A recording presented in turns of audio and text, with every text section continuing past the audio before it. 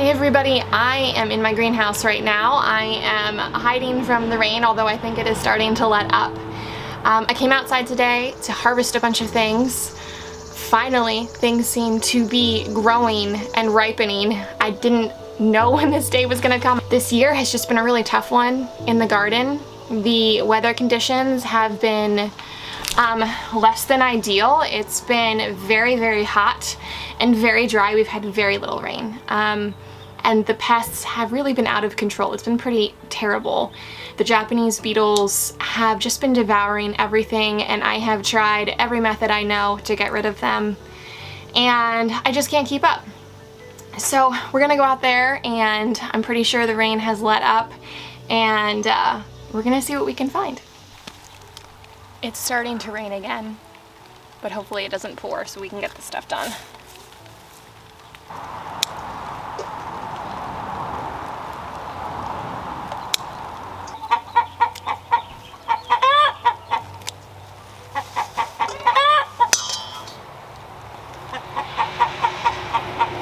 Here I'm just gathering some of my herbs. I've got marjoram and oregano, rosemary, and thyme all growing here, and I started all of these from seed, and I'm super pleased with how quickly they have taken off.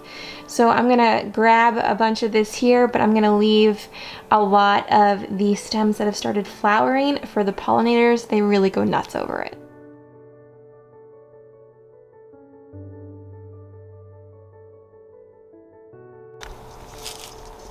I wish you could smell this bowl.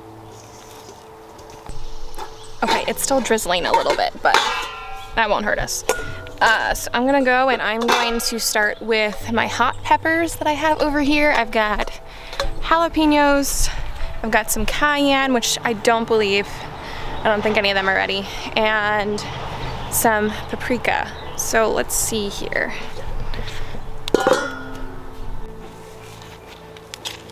So I am hoping that with the jalapenos that are here and the tomatoes that are up front, that I will have enough to make some salsa.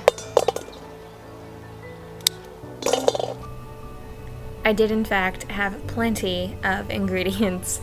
I ended up canning 14 pints of salsa that day. These paprika plants are still pretty small. They have some peppers growing on them, if you can see that there. But this one here that's ready is pretty gnarly looking. I think there's one more.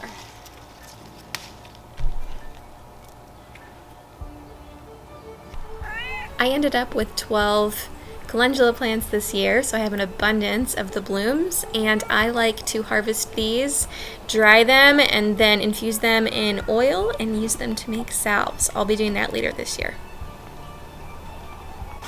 Okay, then we're going to continue on here. I have got an herb spiral. This is mainly just parsley and basil at the moment, and some very overgrown dill that I just have here for the butterflies. I honestly have more parsley than I know what to do with. I don't know what I was thinking growing so much of it again this year. I still have quart jars left of dried parsley from last year, so I think I'm gonna cool it on the parsley.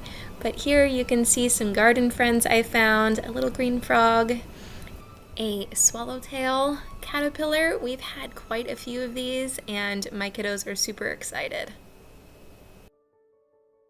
Okay, so I had to come in. It was really starting to rain. I think I'm just going to start dehydrating some of these herbs that I've gathered, and I might not have enough room for them in my dehydrator, so I'm probably going to just hang some of them around the house. But also here's a look at all of this basil. So it really started to rain, so I turned the camera off, but There's just a little bit of lemon basil. I have some, I think it's purple opal basil. I have, I think some cardinal. I think this is cardinal basil right here.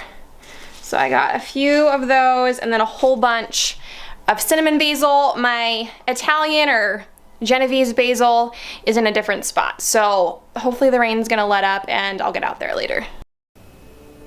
So like I said, I really overdid it on the parsley.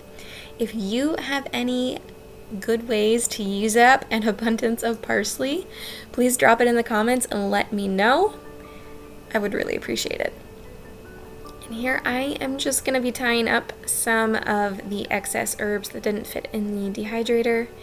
I honestly love to do this and hang them around the kitchen. It just adds some old world charm and really makes the place smell amazing.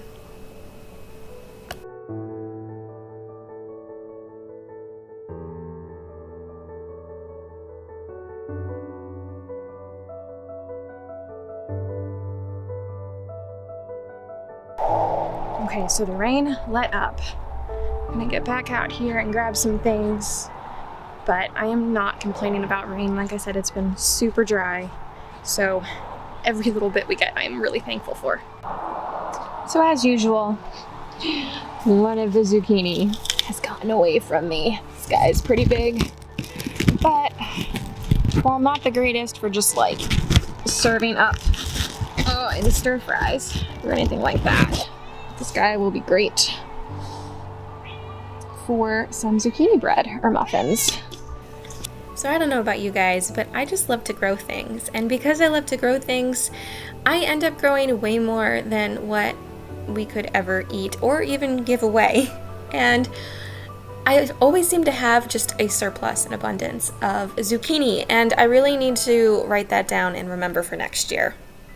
But this year I've been using it up in a mock pineapple recipe, which we all actually really love. So hopefully I will get a tutorial up here on that soon.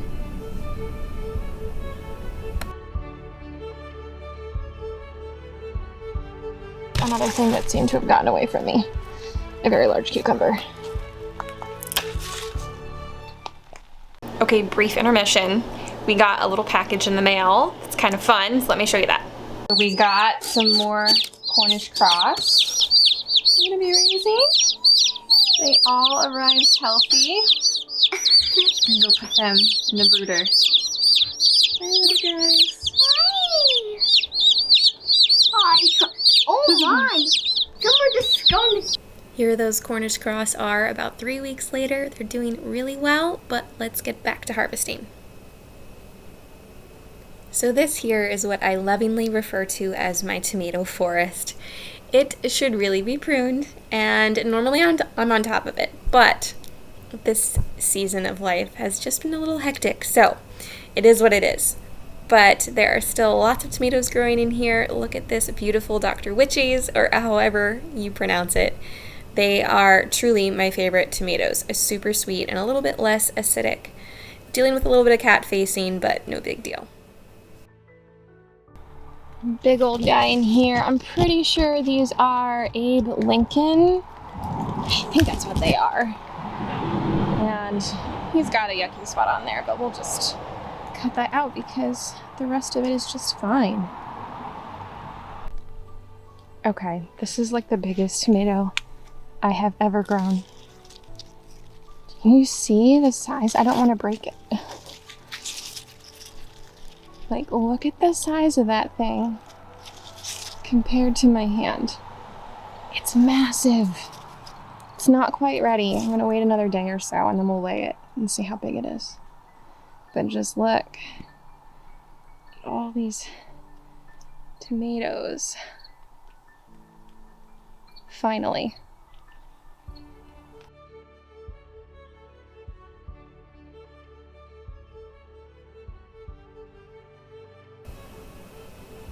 So after that tomato ripened, I brought it inside and weighed it, and it ended up being about 1.84 pounds.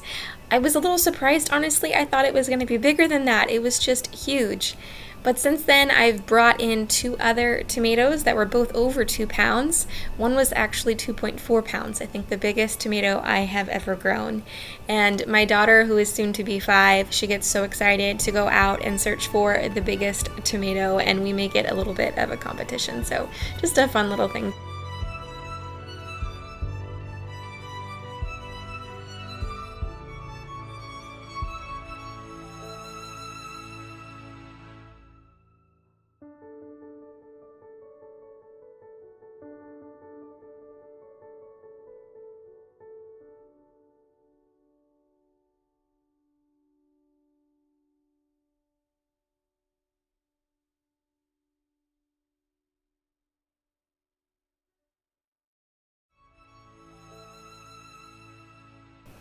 So this year I believe I have about 50 tomato plants growing, a step down from last year. I think I had 72, and I was honestly very overwhelmed with tomatoes, and this year is a little bit more manageable. I do process and can all of our own tomato products, so I do need quite a few plants to can enough for us for the year. My plan is to always try to put up enough food to last us through to the next harvest season.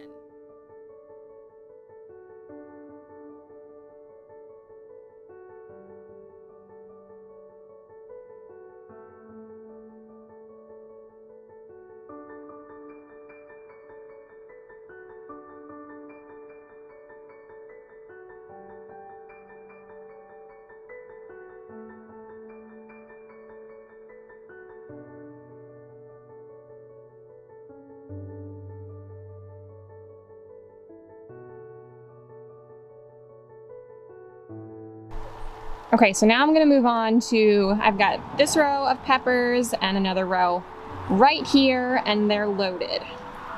So I think I've got bell peppers here. That guy's a little small, but this guy looks pretty good.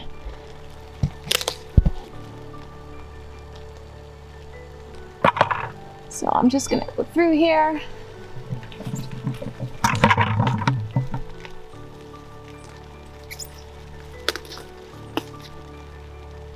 Last year I had a bell pepper plant that had 13 massive peppers on it. Some of these aren't quite big enough for my liking yet, so I'm gonna leave them on.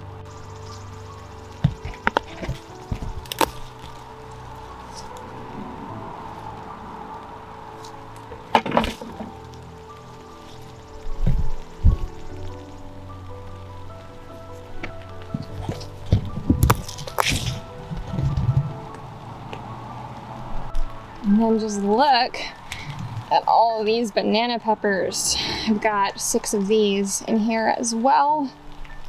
We like to pickle these for on top of pizzas and cheesesteaks, salads, good stuff.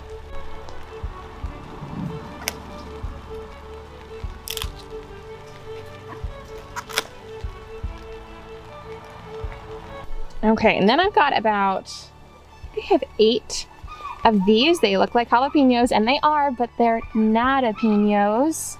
I got these from Baker Creek. If you hear my daughter in the background, she's just playing with the cat. I got these from Baker Creek, and they taste just like a jalapeno without the heat. So if you're a fan of jalapenos but you can't take the heat, get yourself some jalapeno seeds.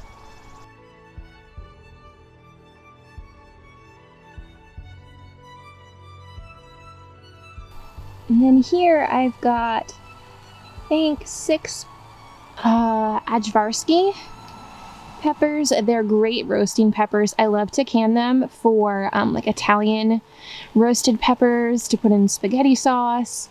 They're great for like the sweet pickled peppers as well that you can like throw on subs and things.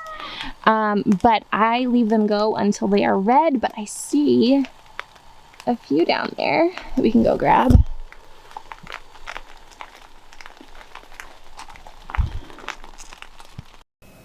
I think food can be so beautiful, and I just love growing all of these different varieties. The color on these is amazing.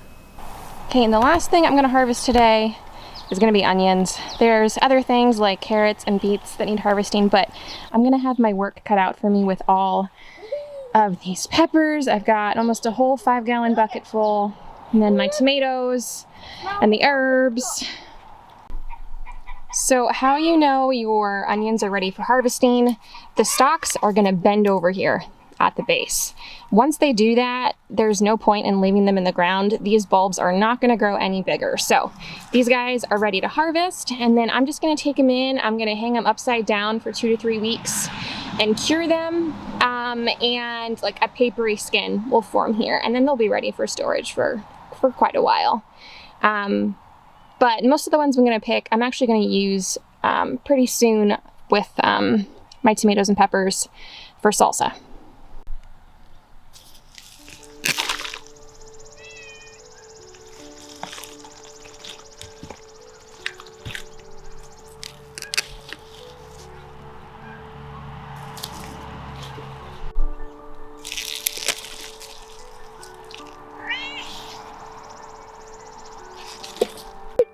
Let me see. Hold them up. Say cheese. Uh-oh. Come here. Let me see him. Let me see him. Hi, little guy. Oh, he's like me. Oh, he just likes me. Okay, so here is everything that we harvested today. I am so thankful for the bounty that is on my kitchen island, but I am going to be busy. Got lots of preserving to do. If you enjoyed watching this video, please consider subscribing to my channel. I would love to have you. Please comment below what's going on in your garden right now. Are you having a good year? Are you having a bad year? What have you lost? What are you harvesting? I would love to know. Thank you so much for watching, and I'll see you in the next one. Take care.